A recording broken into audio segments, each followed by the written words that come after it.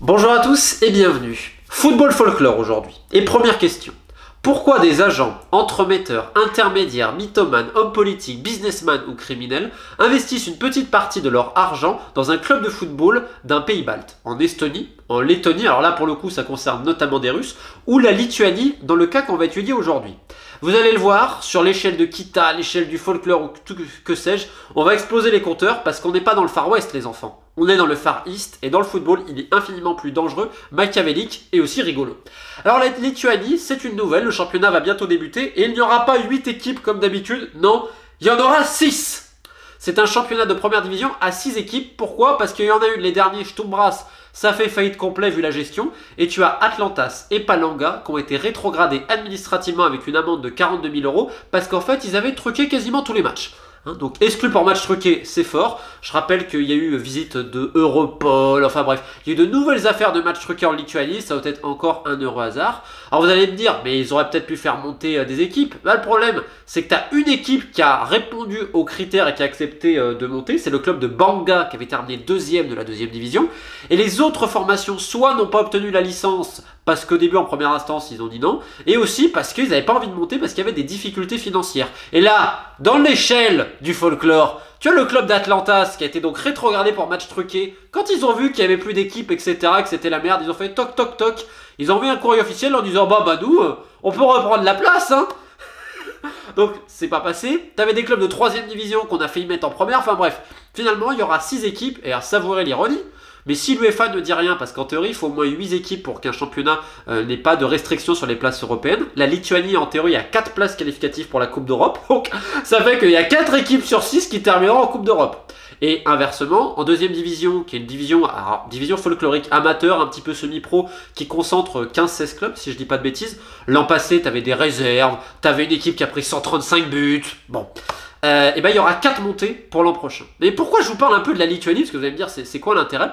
C'est pour comprendre comment fonctionne un peu le business du foot. Parce que comme je dis, c'est quoi l'intérêt pour des gens d'aller investir dans un football, on va dire, de 3ème plan, même au niveau national? Parce que le basket en Lituanie, eh ben, c'est un temple. Le Žalgiris Kaunas, évidemment, qui d'ailleurs aujourd'hui a une filiale footballistique. Et c'est un peu à l'image de la Grèce et de la Serbie, c'est un peu le sanctuaire du basket européen. Donc forcément c'est le sport national, et le foot derrière récolte que des miettes. Je rappelle que la Lituanie, c'est un petit pays d'un peu plus de 3 millions d'habitants situé dans les pays baltes, et forcément les affluences, eh ben, c'est compliqué. Tu as le champion cette année, le club de Sudova, qui a fait un exceptionnel parcours en Coupe d'Europe. Ils avaient même sorti le Maccabi Tel Aviv des préliminaires, je vous laisse imaginer quand même la différence de budget de tout le reste. C'est le seul club en Lituanie qui arrive à faire plus de 1000 personnes en moyenne. Les autres affluences, en théorie, en moyenne, le championnat, c'est même pas 500 personnes. C'est-à-dire que forcément, les clubs, même s'il y a un petit peu de mieux, ça reste vraiment en marge et les finances, c'est très compliqué. Or, la fédération lituanienne, qui, pareil, sur l'échelle du folklore, très très haut niveau, son ancien président qui s'appelait, je vais pas vous dire d'erreur, Liatorus Varanivicius, qui est pareil, c'était plus ou moins un banquier informel, il a aidé des gens recherchés. Il y a un article en description pour ceux que ça intéresse, dans les présidents un peu... Alors là, on est à un très très fort niveau. Il avait notamment aidé Vladimir Romanov, le plus célèbre des Lituaniens dans le football. Alors c'est un russo-lituanien qui avait investi dans un club en Écosse, le club de Heart of Midlothian, un club d'Édimbourg, et qui avait également un club en Lituanie à Kaunas. Et en fait, il faisait une quinzaine de transferts dans l'année entre les deux clubs. Et en fait, il voulait que Heart of Midlothian devienne l'étendard du football lituanien. Sauf que bon, il a laissé je ne sais pas combien de dettes, il y a eu des problèmes avec des banques, il était recherché, et puis alors dans la gestion en Écosse, c'était génial, parce qu'il y avait un match un jour amical, je sais pas si c'était contre le Barça, mais je crois, enfin bref, et en gros il avait demandé au coach de se faire jouer, enfin, c'était, son surnom en Écosse c'est Mad Vlad, parce qu'il était complètement allumé, mais vraiment à un point, il y avait son fils, moi je me rappelle quand j'étais en Écosse, j'étais rentré dans les bureaux à l'époque où il y était, ça gueulait de partout, c'était n'importe quoi, bref, c'était incroyable. Et donc il était le très grand ami du président de la fédération, ça faisait un peu, voilà, comme je vous dis. Et bon, revenir au sujet, donc la fédération lituanienne exige un championnat professionnel, sauf qu'ils n'ont pas la dimension démographique et les moyens, parce qu'il y a très peu de sponsors qui s'arrachent ça, vous vous doutez bien, vu qu'il y a très peu d'intérêt. Donc ça fait que les clubs sont dans un état financier très compliqué. Donc les salaires, c'est très minime, et vous avez beaucoup de joueurs étrangers qui arrivent de 3ème zone. Quand je dis 3ème zone, c'est rien contre les joueurs, mais en fait, c'est les marchés que personne ne veut. Ça va être de l'Amérique centrale, vous allez avoir un peu de mecs du Nicaragua, notamment, qui étaient venus, comme comme Aregner Smith, qui après est parti en Ouzbékistan et là qui va revenir en Lituanie, c'est-à-dire des joueurs que tu payes au lance-pierre, des mecs que tu vas chercher même en France, qui jouent en CFA, CFA2, DH, qui vont vouloir aller en Lituanie parce que ça peut leur donner une exposition. Et oui, c'est ça l'intérêt en fait. C'est que d'une, financièrement c'est très accessible. C'est-à-dire que les clubs, vu que c'est une gestion assez excentrique, quand tu es approché par des agents, des groupes d'investisseurs, etc., il y a tellement de dettes et de difficultés que si tu peux rapporter des joueurs pas chers, eh ben on va t'écouter parce qu'on va vouloir faire du business. L'intérêt pour les agents, les intermédiaires et tout, c'est de placer des joueurs là-bas parce que le joueur qui ne joue pas, sa valeur, elle ne peut pas augmenter. Donc tu as toujours besoin de contrôler des clubs afin de placer des joueurs, soit des tiens, soit ceux de tes amis. Même si c'est des joueurs un peu moyens, etc. Parce que le mec va jouer, va entre guillemets se faire voir, se faire montrer. Pourquoi? Parce qu'après, l'essentiel des négociations, et je le répète, un transfert, ça se passe comme ça aujourd'hui, c'est des messages WhatsApp où les mecs envoient des profils transfert market. Et donc, entre guillemets, on entend, ouais, mais tu vas avoir un transfert market, tu vas avoir des stats, tu vas jouer, etc. Suffit que tu sois attaquant, tu vas aussi mettre quelques buts, parce que souvent, tu as des matchs pipés, tu as des défenses moyennes, etc.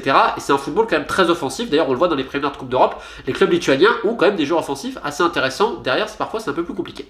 Donc, ça fait que tu vas te montrer, et il y a cette possibilité de jouer la Coupe d'Europe. Rendez-vous compte, c'est en théorie un championnat à 8 équipes, maintenant 6 équipes, ça fait que la moitié du championnat va aller en Coupe d'Europe. Alors même si tu fais un tour ou deux tours, pour ces joueurs-là, c'est un attrait. Ils vont faire le sacrifice en disant, bon, je gagne pas beaucoup d'argent, peut-être 1000 euros, j'ai un appart que je dois partager avec tout le monde, etc. C'est un peu la merde et tout, mais je vais me forcer parce que derrière, tu as des agents qui vont dire, ouais, mais quand ça va être là, les matchs ils vont être vus, il va y avoir des recruteurs, à toi d'être bon pour ces rencontres-là.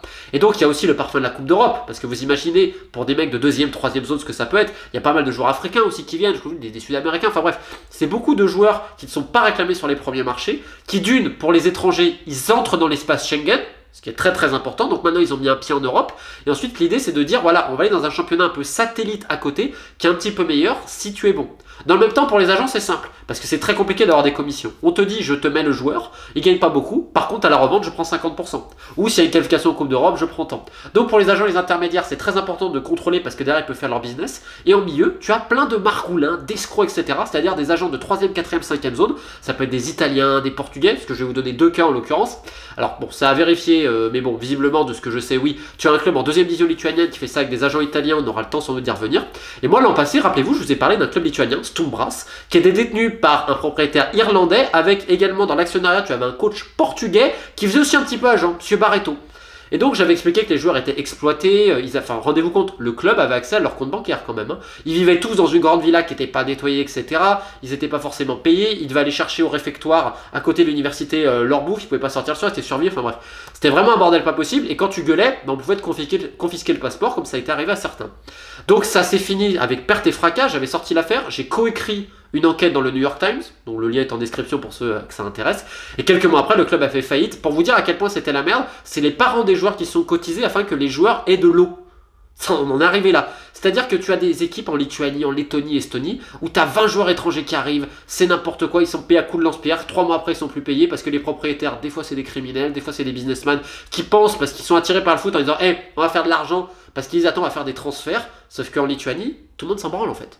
Tu vois, si tu veux, c'est une illusion, c'est une chimère. C'est-à-dire, si tu veux te faire un kiff, tu veux jouer au foot, tu veux être professionnel un jour, tu veux faire une Coupe d'Europe, c'est magnifique. Si tu espères derrière la fortune ou que sais-je, c'est très compliqué. Les mecs qui vont ensuite faire carrière et vraiment à trouver des bons clubs et tout, ça se compte sur les doigts d'une main. Mais le problème, c'est que le foot, c'est une immense machine à rêve. Et là, c'est exactement ce qu'offre la possibilité de ces championnats-là. Et là, vu qu'il n'y a plus que 6 équipes en première division et 4 qui vont aller en Coupe d'Europe, et ben ça va être pareil. Parce que les clubs, comme je vous dis, sont exsangues financièrement. 2, vous êtes dans l'espace Schengen, donc c'est important. Possibilité de Coupe d'Europe. 4, vous pouvez apporter des joueurs vraiment à très bas prix. Et c'est pour ça que vous avez plein de personnes qui gravitent autour. Et c'est vrai que pour le football lituanien, une politique de formation, etc., c'est pas du tout important. L'idée, c'est simplement de permettre au club de survivre, essayer d'attirer quelques sponsors et tout, et par peut-être un miracle, comme Sudova qui fait un bon parcours européen, récupérer les subventions, parce que je le rappelle, quand vous êtes qualifié en Coupe d'Europe, l'UEFA vous donne des subventions qui sont croissantes. Si vous faites un match nul pareil, vous gagnez des prix, si vous gagnez tout. Et donc, quand vous passez un ou deux tours, vous pouvez rapidement obtenir 500 000, 1 million, etc. Ce qui aussi, pour les propriétaires de clubs, peut se comprendre. Si vous avez géré le club plutôt pas mal et que vous y arrivez, et ben vous pouvez remporter un peu le jackpot aussi à travers l'UEFA. Mais c'est assez compliqué.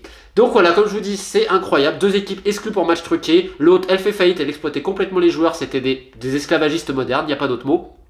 Les clubs qui refusent de monter parce qu'ils ont peur de se mettre dans la merde financièrement parce que c'est complètement ingérable. Et au milieu de ça, des faiseurs de rêves, des bonimenteurs et des joueurs aussi qui, quelque part, croient un jour que ce sera leur tour peut-être de jouer à la Champions League ou que sais-je. Vous voyez, c'est un peu les illusions perdues, et comme je vous le dis, c'était pas le Far West, c'est le Far East. Et on aura le temps de revenir sur ces pays-là, parce que comme vous allez le voir, des fois tu as aussi des meurtres, des criminels recherchés. Je terminerai avec un dernier exemple, c'est celui de Antonov. Alors lui, il n'est pas lituanien, mais pour le coup, il était recherché en Lituanie. C'est l'ancien propriétaire frauduleux de Portsmouth qui était parti. C'était l'un des hommes qui a coulé complètement ce club. Et comme vous le voyez, dans le football, tu as des gens qui arrivent, tu remarques qu'ils ont souvent des liens avec les milieux criminels, les milieux de la haute finance et tout. Tu as parfois des mythomanes, tu as parfois des non-mythomanes qui ont vraiment des fortunes, mais qui se servent du foot aussi pour blanchir, ce qui est également d'ailleurs le cas dans les pays de l'Est, et dans les pays de l'Est, dans les pays baltiques, excusez-moi. Et dans le même temps, je termine sur deux dernières choses. Le dernier intérêt de posséder un club en Lituanie, c'est de truquer les matchs pour les triades, et ensuite de faire plein d'argent. Je rappelle que ce sont des nids à paris truqués, et quand tu contrôles le club là, et que, regardez, les deux clubs qui ont été exclus ont terminé avant-dernier et avant-avant-dernier.